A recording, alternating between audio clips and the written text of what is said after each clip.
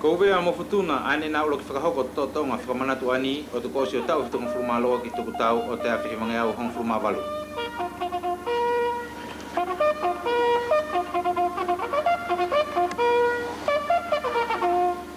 Totonga mamalu longo pe te Covid ne whai he minuta whakalongolongo ko te whia whakapapa ki te kaumate o te tau aia ne ui ko te tau afose ne whakamooni e te holomulia se amani i te whui motoka sale a te awhi i retond of i palesi.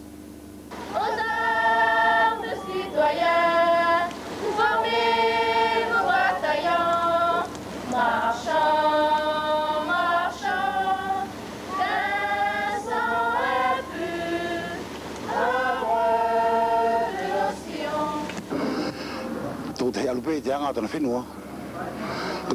Ko no mea e te umea hangi ki te mana manai ka ko uwe nei ko te umea whakama uwea pe mo te umea whakaparangi mo reo tahi ko te mea pēr au siukia i e te awhio lawelua mo te kowana pe mo nā tūne nā tū kamata te huki Karitonia ani au iaila pe mo te tamariki fōu ne hoki hau mai whalani mo Karitonia. Hiwa whakapuleanga whalani ne hiwa mo he loto katoa e tu whanau te whaleaka o mata utu. Hiri totonga ne whakawhilawe i a te prefia Robert Pomies ki ta whiola vilua ma te kauariki.